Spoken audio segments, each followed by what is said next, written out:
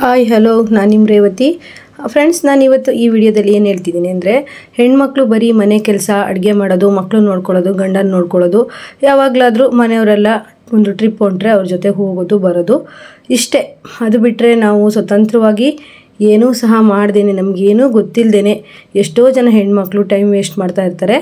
ಅದಕ್ಕೆ ಎಕ್ಸಾಂಪಲ್ ಅದು ತುಂಬ ಟ್ಯಾಲೆಂಟ್ ಇರ್ತಾರೆ, ಅವರಲ್ಲಿ ಕ್ರಿಯೇಟಿವ್ ಆದ ಕೆಲಸಗಳನ್ನು ಮಾಡೋದಕ್ಕೆ ಟ್ಯಾಲೆಂಟ್ ಇರುತ್ತೆ. ಆದರೆ ಅವ್ರು ಏನು ಮಾಡ್ತಾರೆ, ಮದುವೆ ಆದಮೇಲೆ ಹಾಗೆ ಮಕ್ಕಳು, ಮನೆ ಕೆಲಸ, ಆ ತಿಂಡಿ ಮಾಡಬೇಕು, ಈ ಅಡುಗೆ ಮಾಡಬೇಕು, ಹಾಗೆ ನೋಡ್ಕೋಬೇಕು ಅಂತೇಳಿ ಅವ್ರಿಗಿರೋ ಟ್ಯಾಲೆಂಟಿನೂ ಸಹಿತ ಬದಿಗಿಟ್ಟು ಫ್ಯಾಮಿಲಿಯಲ್ಲೇ ಬ್ಯುಸಿ ಆಗಿಬಿಡ್ತಾರೆ. ಯಾವತ್ತೂ ಅಂಥ ತಪ್ಪನ್ನು ಮಾಡಬೇಡಿ.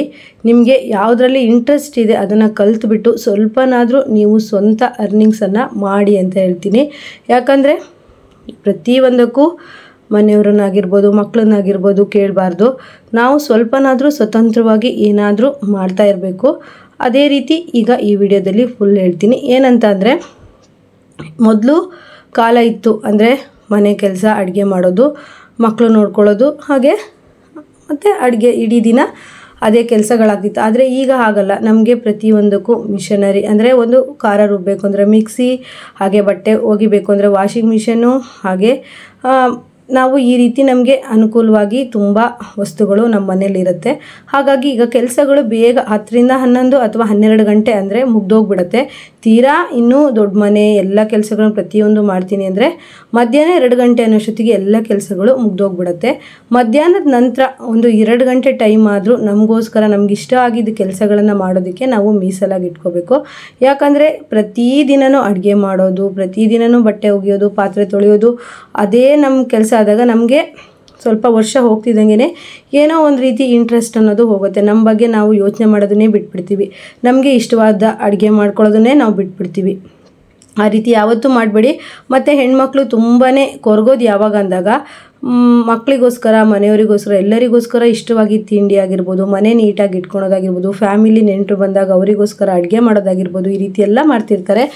ಏನೋ ಒಂದು ವಸ್ತುಗೆ ಇಷ್ಟ ಆದಾಗ ತಗೊಳ್ಳೋಣ ಅಂದ್ಬಿಟ್ಟು ಮನೆಯವರನ್ನೇ ಆಗಿರ್ಬೋದು, ಮಕ್ಕಳನ್ನೇ ಆಗಿರ್ಬೋದು ದುಡ್ಡು ಕೇಳಿದಾಗ ಕೊಡಲಿಲ್ಲ ಅಂದಾಗ ನಾವು ಏನಾದರೂ ಅರ್ನಿಂಗ್ಸ್ ಮಾಡಬೇಕಿತ್ತು ಅಂತ ಆಗ ಅನಿಸುತ್ತೆ. ಇದು ನೋಡಿ ನಮ್ಮ ತಂಗಿ ಹಾಕಿರೋದು, ಅಂದರೆ ನಮ್ಮ ಮನೆಯವರ ತಮ್ಮನ ಹೆಂಡತಿ ಹಾಕಿರೋದು. ಇದು ಡಿಸೈನು ಅವಳು ಸಹಿತ ಅಷ್ಟೇ ತುಂಬಾ ಟ್ಯಾಲೆಂಟ್ ಇತ್ತು ಅವಳಿಗೆ. ಮದುವೆಗೆ ಮೊದಲು ಒಳ್ಳೆ ಆರ್ಟಿಸ್ಟ್ ಥರದ ಚಿತ್ರ ಎಲ್ಲ ಚೆನ್ನಾಗಿ ಬರೀತಿದ್ಲು, ತುಂಬಾ ಒಳ್ಳೆ ಅವಳಿಗೆ ಟ್ಯಾಲೆಂಟ್ ಇತ್ತು. ಆದರೆ ಅವಳು ಸುಮ್ಮನೆ ಆಗಿಬಿಟ್ಟಿದ್ಲು. ಮದುವೆ ಆದಮೇಲೆ, ಮಕ್ಕಳಾದಮೇಲೆ ಅವಳು ಏನು ಮಾಡ್ತೀವಿ ಮನೆಯಲ್ಲಿ ಎಲ್ಲ ಕೆಲಸಗಳು ಮಾಡೋಷ್ಟೊತ್ತಿಗೆ ಅವಳಿಗೆ ಸಾಕಾಗೋದು, ಸುಮ್ಮನೆ ಆಗಿಬಿಟ್ಟಿದ್ಲು. ನಾನು ಒಂದು ದಿವಸ ಹೇಳಿದೆ, ಕುಚ್ಚಾದರೂ ಹಾಕು, ನಿನಗೆ ಚೆನ್ನಾಗೇ ಮಾಡ್ತೀಯ ಈ ರೀತಿ ಎಲ್ಲ ಅಂತ ಹೇಳಿದಾಗ ಅವಳು ಹಾಗೇ ಟ್ರೈ ಮಾಡಿ ಫಸ್ಟ್ ಬೇಬಿ ಕುಚ್ಚು, ಹಾಗೆ ಈ ರೀತಿ ಸ್ವಲ್ಪನೇ ಕ್ರೋಶ ಕುಚ್ಚೆಲ್ಲ ಟ್ರೈ ಮಾಡಿ ನೋಡಿ ಇಷ್ಟು ವೆರೈಟಿ ಡಿಸೈನನ್ನು ಈಗ ಯೂಟ್ಯೂಬಲ್ಲೇ ನೋಡಿಬಿಟ್ಟು ಕಲ್ತಿದ್ದಾಳೆ. ಹಾಗೆ ಕಸ್ಟಮರಿಗೂ ಸಹಿತ ಹಾಕ್ಕೊಡ್ತಾಳೆ. ನನಗೊಬ್ಬರು ಕಮೆಂಟ್ ಮಾಡಿದರು, ಏನಂದರೆ ನಾವು ಕುಚ್ಚು ಹಾಕ್ತೀವಿ, ನಮಗೆ ಬಟ್ಟೆನೇ ಬರಲ್ಲ ಅಂದ್ಬಿಟ್ಟು.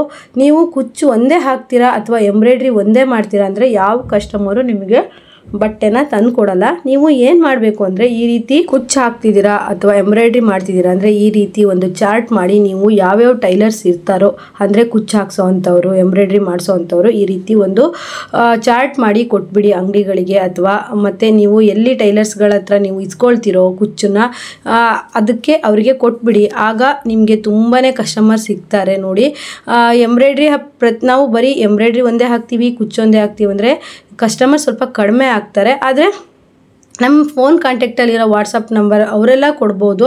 ಆದರೆ ತುಂಬ ಜನ ಕಸ್ಟಮರು ನಮಗೆ ಪರಿಚಯ ಆಗಲ್ಲ. ನೀವು ಟೈಲರ್ಸ್ಗಳ ಹತ್ರ ವಿಚಾರಿಸಿ, ಕುಚ್ಚಿಗೆ ಮಾತ್ರ ನೀವು ಪ್ರತಿಯೊಂದು ಟೈಲರ್ಸ್ಗಳಿಗೆ ವಿಚಾರಿಸಿ ನೀವು ಕುಚ್ಚು ಹಾಕ್ಕೊಟ್ರೆ ಒಂದೆರಡು ತುಂಬಾ ಕುಚ್ಚು ಹಾಕೋದಕ್ಕೆ ಕೊಟ್ಬಿಡ್ತಾರೆ. ಸುಮ್ಮನೆ ಮನೇಲಿ ಟೈಮ್ ವೇಸ್ಟ್ ಮಾಡಬೇಡಿ. ಮಧ್ಯಾಹ್ನ ಊಟ ಎಲ್ಲ ಆದ ನಂತರ ನಮಗೋಸ್ಕರ ಟೈಮ್ ಇದ್ದಾಗ ಈ ರೀತಿ ನಿಮಗೆ ಏನು ಟ್ಯಾಲೆಂಟ್ ಇರುತ್ತೋ ಅದನ್ನು ಮಾಡಿ. ಅಥವಾ ಯೂಟ್ಯೂಬ್ ಮಾಡೋದು ಒಂದು ಒಳ್ಳೆಯ ಒಂದು ಟ್ಯಾಲೆಂಟೇ ಕೆಲಸ. ಎಲ್ಲರಿಗೂ ಅದನ್ನು ಮಾಡೋದಕ್ಕೆ ಬರೋದಿಲ್ಲ, ಆದರೆ ಕೆಲವೊಬ್ಬರಿಗೆ ಅದು ತುಂಬಾ ಕೈ ಹಿಡಿಯುತ್ತೆ. ನೋಡಿ, ನಾನು ಸಹ ಅಷ್ಟೇ. ನಾನು ತುಂಬಾ ಅಂದರೆ SLC ಆದ ನಂತರನೇ ಟೈಲರಿಂಗ್ ಕಲ್ತಿದ್ರಿಂದ ಆಗ್ಲಿಂದನೇ ನಾನು ಯೋಚನೆ ಮಾಡಿ ನಾನು ಸ್ವತಂತ್ರವಾಗಿ ನನ್ನ ದುಡಿಮೆನ ನಾನು ಮಾಡ್ಕೊಬೇಕು, ಯಾರಿಗೂ ಭಾರವಾಗಿ ಇರಬಾರ್ದು ಅಂದ್ಬಿಟ್ಟು ನಾನು ಬೇಗನೆ ಟೈಲರಿಂಗ್ ಕಲ್ತ್ಬಿಟ್ಟು ನಾನು ಸ್ಟಿಚಿಂಗ್ ಮಾಡ್ತೀನಿ. ಹಾಗೆ ನಾನು ಬೇಬಿ ಕುಚ್ಚು ಹಾಕ್ತೀನಿ, ಮತ್ತು ಎಂಬ್ರಾಯ್ಡ್ರಿ ಸಹ ಕಲಿತಾ ಇದ್ದೀನಿ, ಮನೆ ಕೆಲಸನೆಲ್ಲ ಮಾಡ್ತೀನಿ, ಅಡುಗೆನೂ ಚೆನ್ನಾಗೇ ಮಾಡ್ತೀನಿ, ಪ್ರತಿಯೊಂದನ್ನು ನಿಭಾಯಿಸ್ಕೊಂಡು ಹೋಗ್ತೀನಿ. ಯಾಕಂದರೆ ನಮಗೆ ಮನೆಯವರಾಗಿರ್ಬೋದು ಮಕ್ಕಳಾಗಿರ್ಬೋದು ನೀನು ಏನು ಕೆಲಸಕ್ಕೆ ಬಾರ್ದವಳು ಅಂತ ಹೇಳೋ ಥರ ನಾನು ಈಗ ಇಲ್ಲ. ಯಾಕಂದರೆ ಆ ರೀತಿ ಹೇಳೋದಿಲ್ಲ. ನಾವು ನೋಡಿ ಮನೆಯಲ್ಲೇ ಟೈಲರಿಂಗ್ ಮಾಡೋದ್ರಿಂದ ಮನೆ ಕೆಲಸ ಮಕ್ಕಳನ್ನು ನಿಭಾಯಿಸ್ಕೊಂಡು ಹಾಗೆ ಮನೆ ಎಲ್ಲ ಜವಾಬ್ದಾರಿನೂ ತಗೊಂಡು ನಾವು ಈಗ ಕೆಲಸ ಮಾಡ್ತಾ ಇರ್ತೀವಿ. ಹಾಗೆ ಮನೆಗೆ ಯಾರು ಅತಿಥಿಗಳು ಬಂದರೂ ಸಹಿತ ಅವರನ್ನು ಚೆನ್ನಾಗೇ ನೋಡಿಬಿಟ್ಟು ಕಳಿಸ್ತೀವಿ. ನಮ್ಮ ಮನೆಯಲ್ಲಿ ನನಗೆ ತುಂಬ ಫ್ರೀಡಮ್ ಆಗಿ ಬಟ್ಟೆ ಹೊಲಿಯೋದಕ್ಕೆ ಬಿಟ್ಟಿದ್ದಾರೆ. ಯಾಕಂದರೆ ನನ್ನ ಟೈಲರಿಂಗ್ ಕೆಲಸ ಅಂದರೆ ಎಲ್ಲರಿಗೂ ಗೊತ್ತಿದೆ ಅಲ್ವಾ, ಎಲ್ಲೇ ಬೇಕಾದರೆ ಅಲ್ಲಿ ಬಟ್ಟೆಗಳಿರುತ್ತೆ, ಎಷ್ಟೊತ್ತಿಗಾಯ್ತು ಅಷ್ಟೊತ್ತಿಗೆ ಕಸ್ಟಮರ್ ಬರ್ತಾರೆ. ಇದಕ್ಕೆ ನಮ್ಮ ಮನೆಯವರ ಸಪೋರ್ಟು ತುಂಬಾ ಚೆನ್ನಾಗಿದೆ.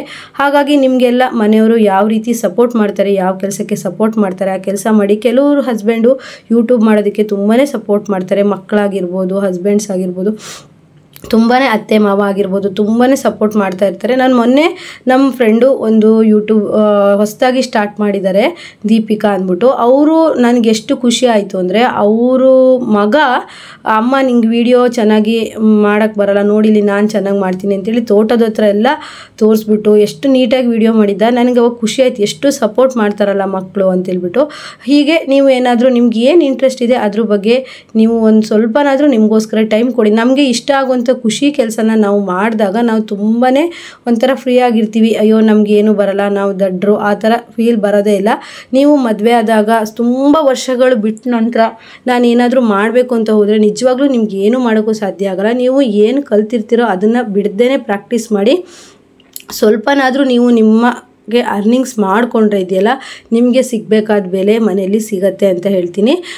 ನಾನು ಈ ವಿಡಿಯೋ ಪ್ರತಿಯೊಂದು ವಿಡಿಯೋದಲ್ಲೂ ಅಷ್ಟೇ ಹೆಣ್ಮಕ್ಳಿಗೆ ಒಂದು ಯೂಸ್ಫುಲ್ ಆಗುವಂಥ ವೀಡಿಯೋಸನ್ನೇ ಮಾಡ್ತಾ ಇರ್ತೀನಿ. ನಮ್ಮ ವೀಡಿಯೋಸನ್ನು ತುಂಬ ಜನ ಇಷ್ಟಪಟ್ಟು ನೋಡ್ತಾರೆ.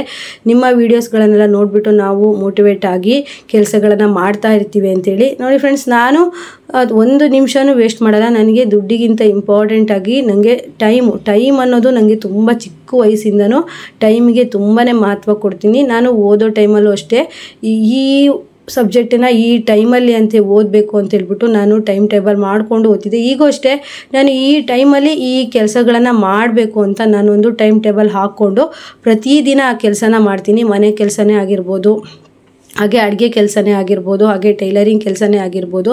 ಈ ಕಸ್ಟಮರ್ದು ಈ ಟೈಮ್ಗೆ ಬಟ್ಟೆನ ಕೊಡಬೇಕು ಅಂತೇಳಿ ಮಾಡ್ತೀನಿ. ಯಾಕಂದರೆ ನಮ್ಮ ಆರೋಗ್ಯನೂ ನಾವು ನೋಡ್ಕೋಬೇಕಾಗತ್ತೆ, ಹಾಗೆ ನಮ್ಮ ಕೆಲಸಗಳನ್ನು ನಾವು ಮಾಡಬೇಕಾಗತ್ತೆ. ಯಾವುದು ಒಂದು ಜಾಸ್ತಿ ಆದ್ರೂ ನಮ್ಮ ಕೆಲಸಕ್ಕೆ ತೊಂದರೆನೇ ಆಗುತ್ತೆ.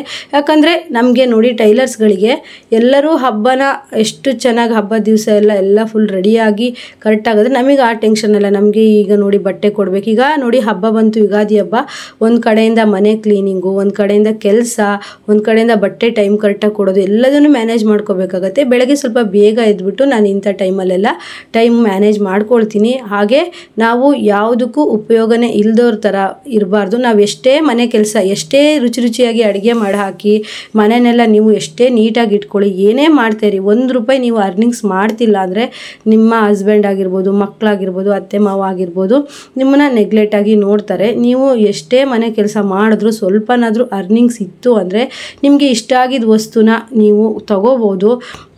ಹಾಗೆ ಸ್ವಲ್ಪನಾದರೂ ನಾವು ಹೆಂಗಲ್ಲಿರುವಾಗ ದುಡಿದ್ಬಿಟ್ಟು ಸೇವಿಂಗ್ಸ್ ಮಾಡಿರೋ ಹಣವನ್ನು ನಮಗೆ ಏನಕ್ಕಾದರೂ ಬಳಸ್ಕೋಬೋದು ಅಂತ ಹೇಳ್ತೀನಿ.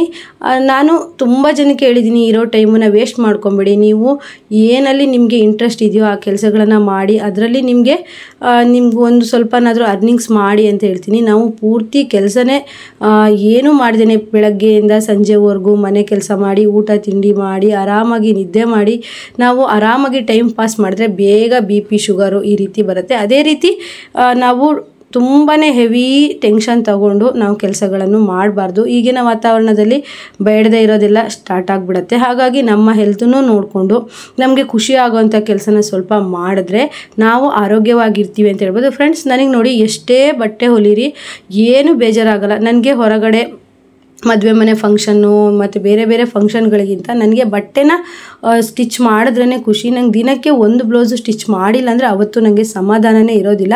ನನಗೆ ಇಷ್ಟವಾದ ಕೆಲಸ ಅಂದರೆ ನಾನು ಟೈಲರಿಂಗ್ ಮಾಡೋ ಕೆಲಸನ ಮಾಡ್ತೀನಿ. ಹಾಗಾಗಿ ನಿಮಗೆಲ್ಲ ಯಾವ ಕೆಲಸ ಇಷ್ಟ ಆ ಕೆಲಸನ ಮಾಡಿ ಅಂತ ಹೇಳ್ತಾ ಈ ವಿಡಿಯೋನ ಇಲ್ಲಿಗೆ ಎಂಡ್ ಮಾಡ್ತಿದ್ದೀನಿ. ನೆಕ್ಸ್ಟ್ ವಿಡಿಯೋದಲ್ಲಿ ಮತ್ತೆ ಸಿಗೋಣ. ಎಲ್ರಿಗೂ ಬಾಯ್.